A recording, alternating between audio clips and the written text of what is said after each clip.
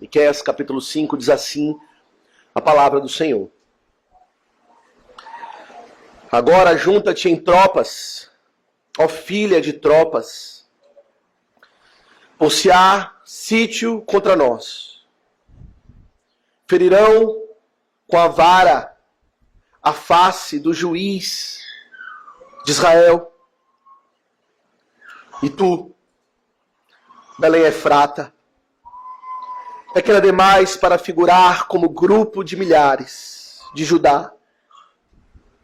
De ti me sairá o que há de reinar em Israel, e cujas origens são desde os tempos antigos, desde os dias da eternidade. Portanto, o Senhor os entregará até ao tempo em que aqui está em dores tiver dado a luz. Então o restante de seus irmãos voltará aos filhos de Israel.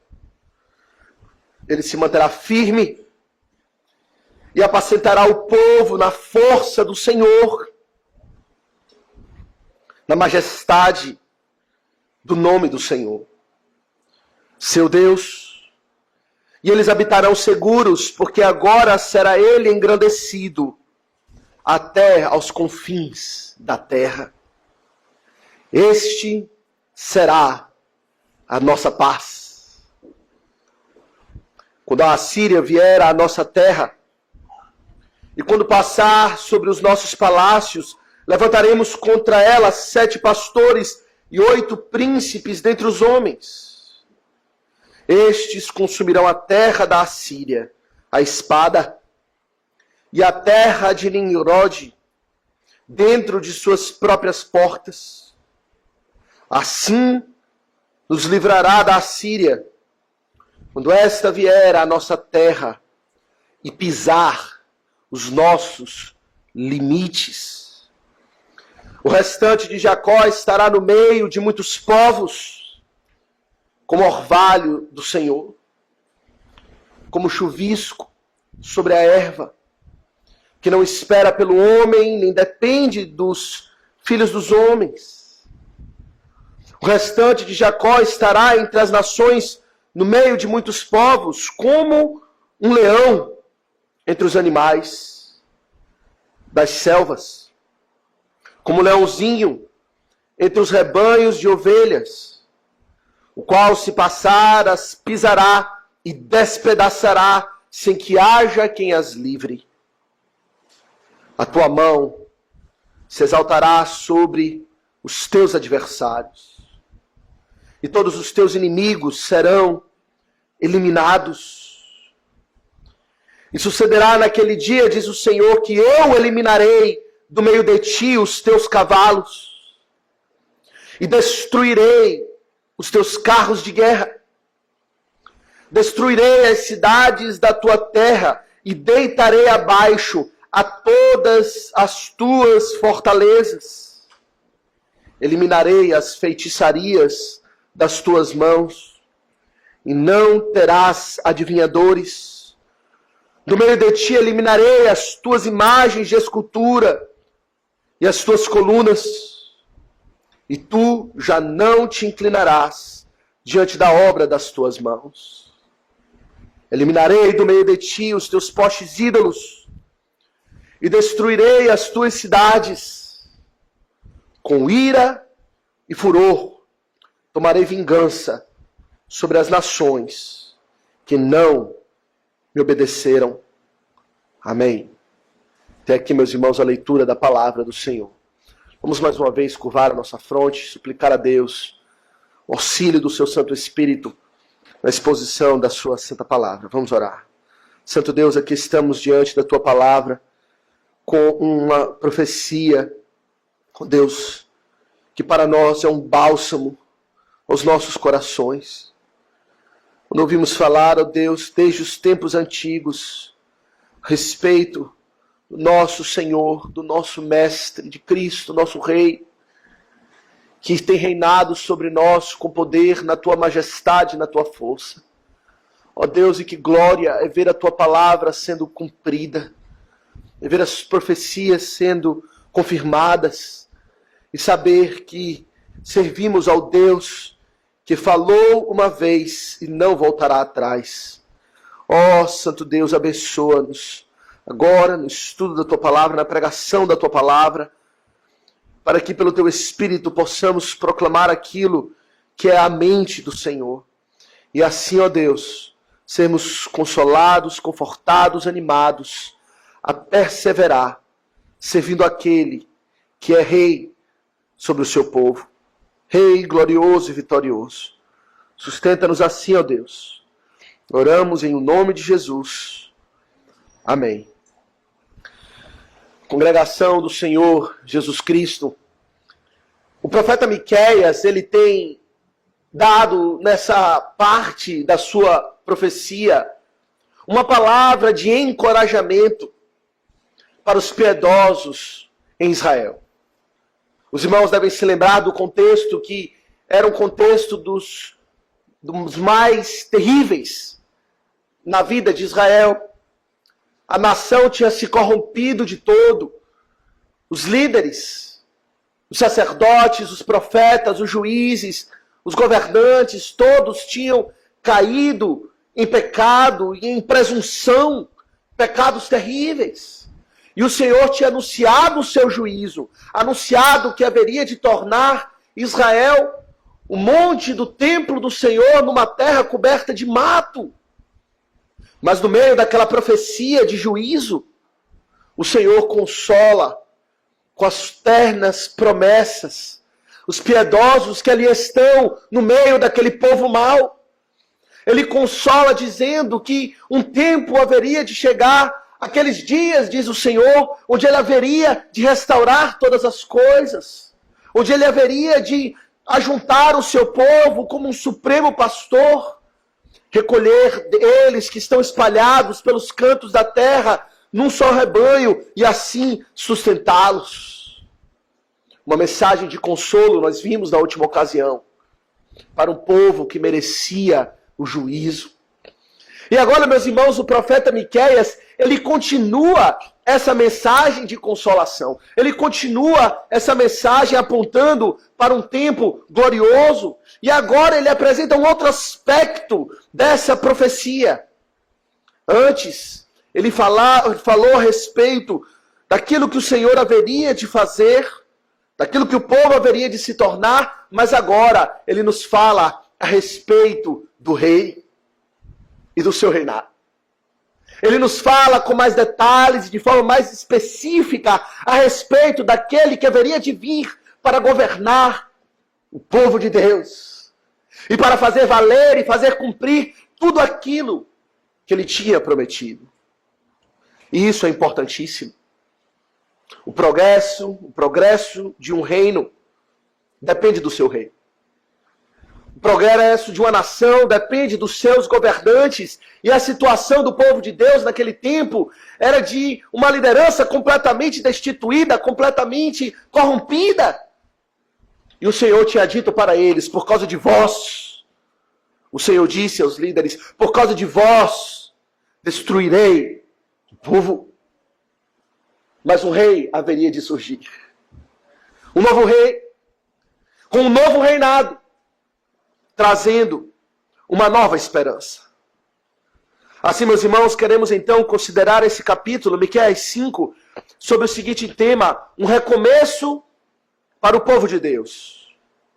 E queremos considerar, em primeiro lugar, um novo rei, e em segundo lugar, um novo reinado. O novo rei, as características do rei que haveria de vir. Em segundo lugar, as características do seu reinado. O que ele haveria de fazer, cumprir e executar durante o seu reinado. Primeira coisa, então, meus irmãos, que nós vemos aqui nessa passagem, dos versos 1 até o verso de número 5, pelo menos a primeira parte do verso 5. Então, são as características de um novo rei anunciado por Deus, que haveria de vir para julgar o povo do Senhor. Aqui nós temos uma das passagens proféticas, diretamente citadas pelo Novo Testamento, não é? E tu, Belém Efrata, pequena demais para figurar como grupo de milhares de Judá. De ti me sairá o que há de reinar em Israel. De ti, Belém, um novo rei surgirá. O rei que haverá de executar a minha vontade. Que mensagem consoladora. Que mensagem de esperança para aquele povo. Um povo que até aquele momento estava experimentando ação por conta da sua liderança. E é isso que o Senhor fala e relembra eles no verso 1. Ele diz agora, junta-te em tropas, ó filho de tropas, por se há sítio contra nós, e ferirão com a vara a face do juiz de Israel. O Senhor de fato relembra aquele povo, a condição deles, cercados por inimigos do Senhor, e o Senhor anuncia, virá o tempo, onde serão sitiados, e a liderança será humilhada. Os juízes de Israel serão feridos na face, terão um tratamento de humilhação pelos seus próprios pecados. Por causa da sua soberba, Deus se coloca como seus inimigos e lhes resiste. Como vimos pela manhã, ele resiste aos soberbos, mas dá graça aos humildes. E assim o Senhor levanta outros que haveriam de sitiar Israel e tratá-la com humilhação. E é nesse contexto, então, que ele anuncia a chegada de um novo rei. Um novo rei exaltado na sua glória, na sua força e no seu poder. Porém, surpreendentemente, ele vem de Belém. Belém Efrata, uma cidade insignificante. Ele virá de Belém. Belém, meus irmãos, é a cidade que originalmente trouxe Davi. Davi tem toda a sua origem ligada a Belém.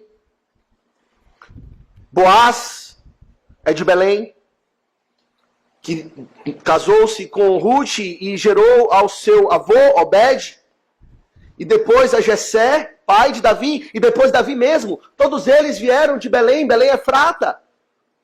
Porém, Davi passou para Jerusalém. E Jerusalém era a cidade importante, era a cidade de Deus, era a cidade onde estava o reino e o templo, e lá Davi governava. Porém, Belém continuou como uma cidade insignificante, desprezível, pequena demais, para figurar como grupo de milhares de Judá. Essa expressão quer dizer que lá não poderia nem se juntar um pequeno exército. Um grupo de milhares, uma companhia ou um grupo de pessoas que poderiam servir como uma unidade dentro do exército do povo de Deus. Não serviu nem para isso, pequena. Mas o Senhor fala, de ti me sairá o que há de reinar. Belém representa nada, meus irmãos, naquele tempo. Representava aquilo que era insignificante. E isso, meus irmãos, era uma mensagem de juízo para o povo daquele tempo, que havia sido tomado de presunção, de arrogância no seu coração.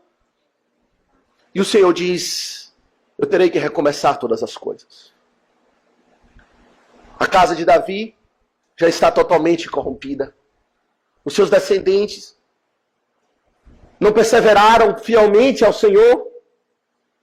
Eu terei que começar de novo, voltar às origens. E trazer o filho de Davi de lá de Belém. É uma mensagem de juízo para um povo que falhou na sua fidelidade para com o Senhor. Deus vai recomeçar a sua obra. E fazê-la gloriosa dessa vez. Essa é a mensagem que vem de todos os profetas, não é? Isaías transmite essa mesma mensagem no capítulo 11, verso 1. Ele fala do tronco de Jessé sairá um rebento e de suas raízes um renovo. Um renovo. Nova esperança. na nova descendência, que haverá de restaurar as promessas do Senhor, que haverá de cumprir. Isaías profetizou, Amós também. Amós no capítulo 9, verso 11, ele diz, naquele dia levantarei o tabernáculo caído de Davi. Está caído. O seu reino pereceu. E ele diz, repararei as suas brechas, e levantando das suas ruínas, restaurá-lo-ei, como fora nos dias da antiguidade.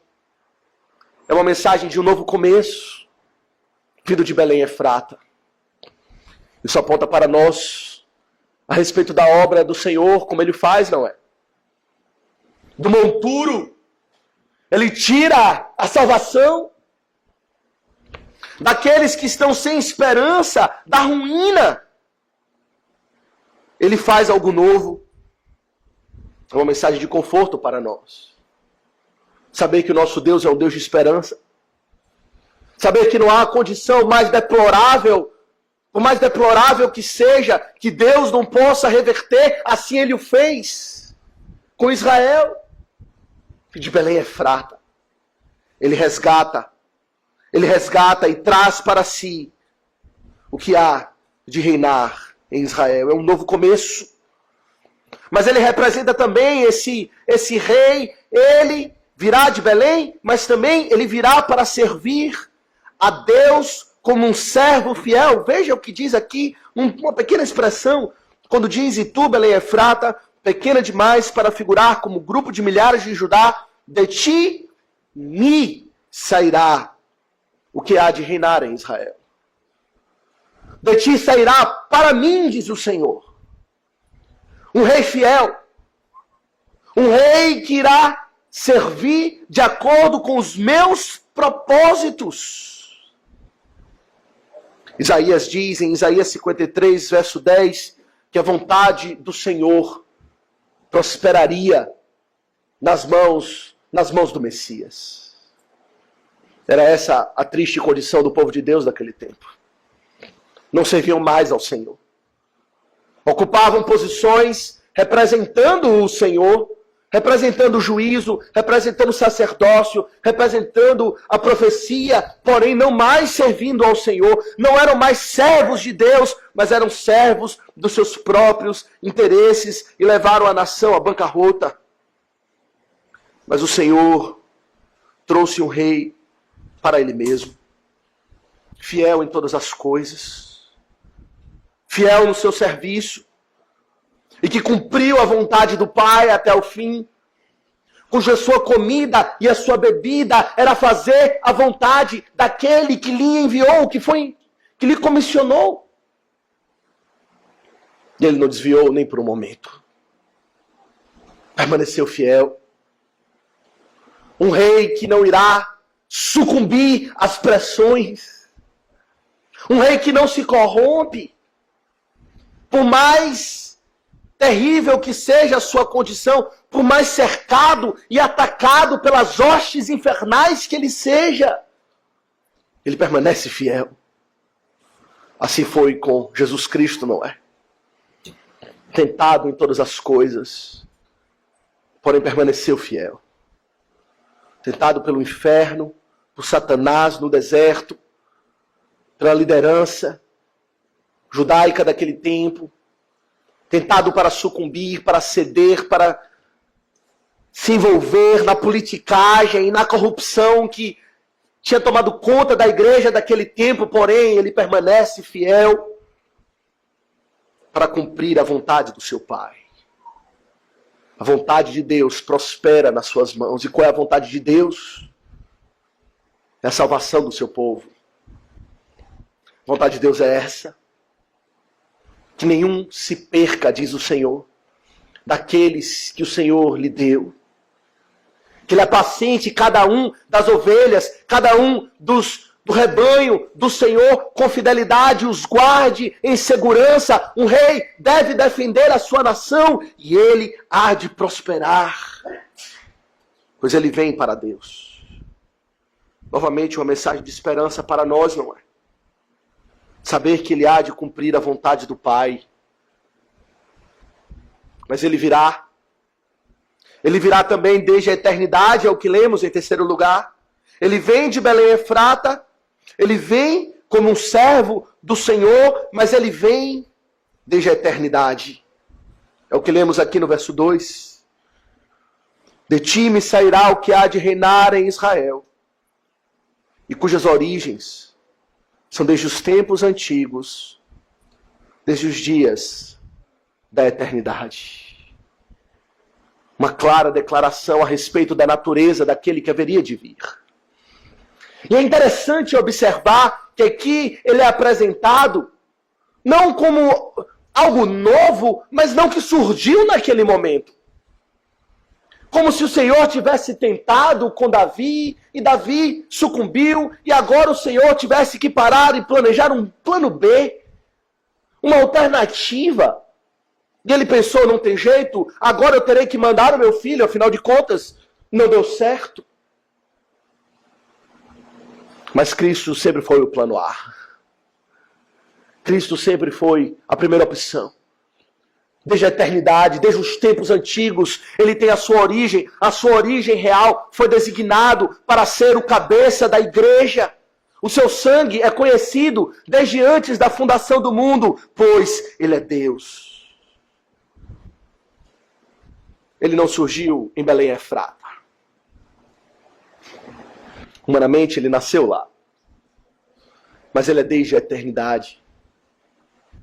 Pois ele é o verbo de Deus, que estava com Deus, que era Deus, e que se fez carne e habitou entre nós, cheio de graça e de verdade. Que rei misterioso.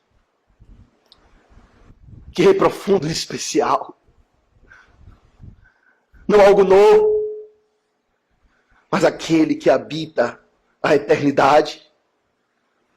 Mas sobre esse rei lemos também que ele virá com poder. Ele vem de Belém Efrata. Ele vem como servo fiel de Deus. Ele vem desde a eternidade, mas ele virá com poder, no verso 3. O Senhor diz, aliás, no verso 4, que ele se manterá firme. Verso 4.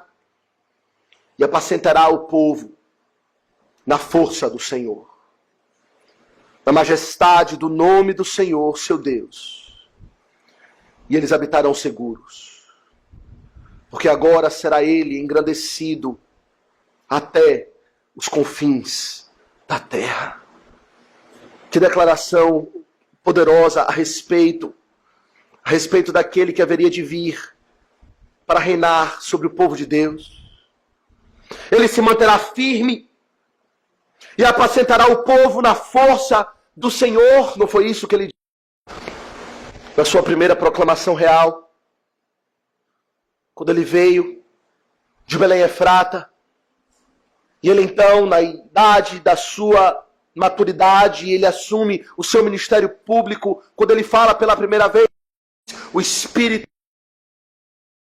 sobre mim, pelo que me ungiu para evangelizar os pobres.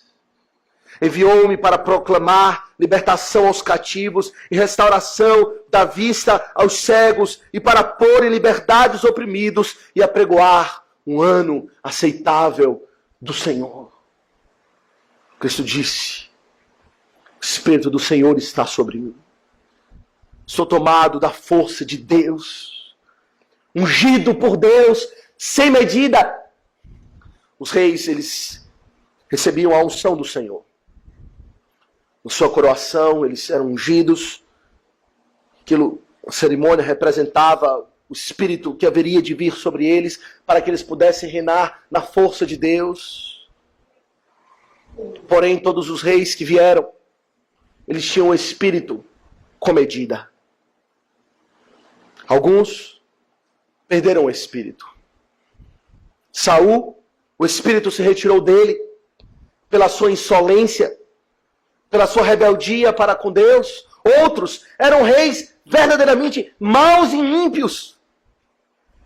Mas aqui está o rei, ungido com o Espírito Santo sem medida, andando plenamente no Espírito Santo, fazendo a vontade do Pai, e para isso ele é capacitado, ele tem força. Meus irmãos, que mensagem de esperança para aquele povo que eles olham ao redor e o que eles veem é um povo completamente, uma liderança completamente destituída de qualquer legitimidade.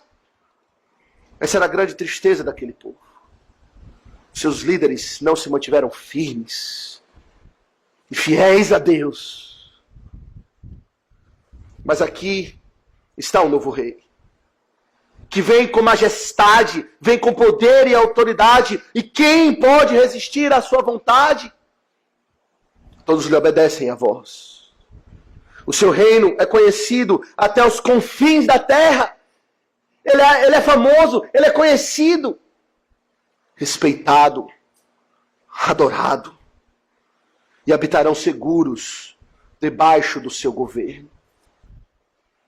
Um rei pastor. Assenta o seu povo. E que sustenta e segura o rebanho de Israel. É aquilo que o Salmo 23 fala a respeito dele, não é? Como supremo pastor. O Senhor é o meu pastor, nada me faltará. Ele me faz repousar em pastos verdejantes. Com Ele habitaremos seguros. Ele cuida de nós.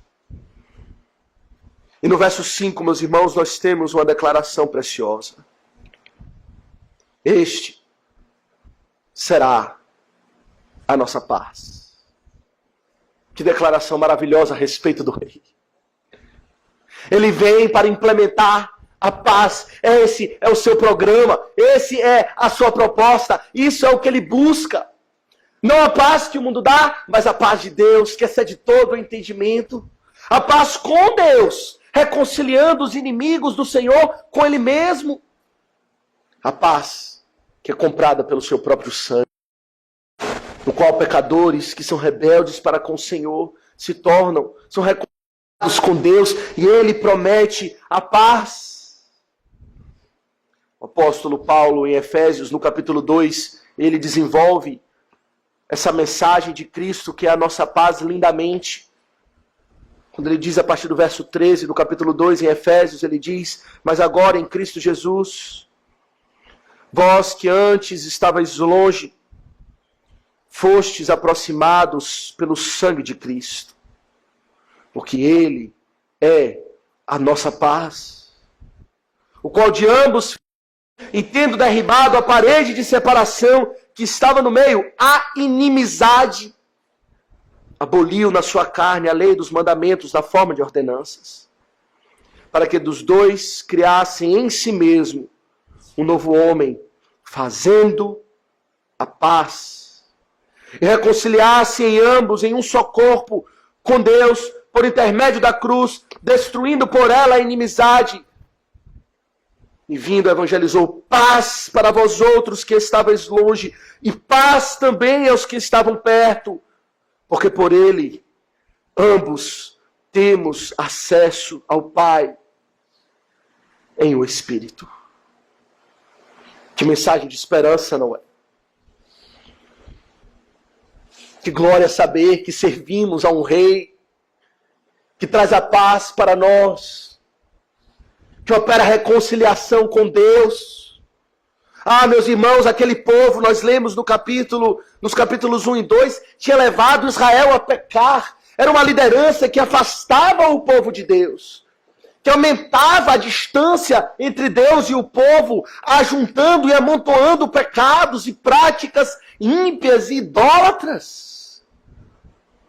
Um povo que fazia, uma liderança que fazia o povo errar. Mas aqui está uma liderança que sustenta o seu povo, que é a sua paz. Meus irmãos, a paz com Deus é o que mais precisamos. E Ele cumpre e compra com o seu próprio sangue e traz para o seu povo um novo rei, uma nova mensagem de esperança, mas temos aqui também um novo reinado desse rei. Quais são as características desse reinado? O que ele haverá de efetuar no reino instituído e governado por ele? A segunda parte, do verso 5 até o final do capítulo, nós temos pelo menos 3 características. Nós temos um reinado, em primeiro lugar, marcado por segurança dentro dos seus limites. É o que lemos nos versos 5 e 6. Segunda parte do verso 5 e no verso 6 nós lemos o seguinte: quando a Assíria vier à nossa terra, e quando passar sobre os nossos palácios, levantaremos contra ela 7 pastores e 8 príncipes dentre os homens. Estes consumirão a terra da Assíria, a espada, e a terra de Nimrod dentro das suas próprias portas. Assim nos livrará da Assíria, quando esta vier à nossa terra e pisar os nossos limites. Meus irmãos, é uma mensagem que o Senhor de fato traz para o povo para comunicar uma ideia de estabilidade e segurança dentro dos seus limites. Naquele tempo as cidades elas eram fortificadas com muralhas bem altas, que eram para proteger a cidade da invasão de inimigos que queriam conquistar as cidades. E a ameaça era que a cidade fosse sitiada e eventualmente uma brecha fosse aberta na muralha, os inimigos adentrassem a cidade completamente devastada. E a Síria, naquele tempo, representava essa ameaça.